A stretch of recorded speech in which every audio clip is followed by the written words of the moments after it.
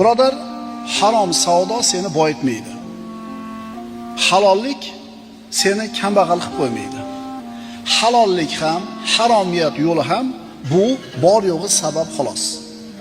Seni boy qiladigan, kambag'al qiladigan Alloh taoloning xohishi. Biz taqdirimizga bitilgan rizqni borligiga iymon keltirdik. Endi ana shu rizqni kelishiga sabab bo'ladigan amallarni qilishligimizga shariat bizni buyuradi.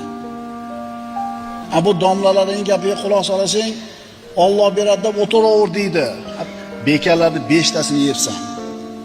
Qaysi domla aytdi, rizq Allohdan deb o'tiraver uyda deb. Domlalar aytadi, rizq Allohdan, taqdiringga bitilgan, ammo sen shu rizqni kelishiga sabab bo'lgan mehnatni qilasan.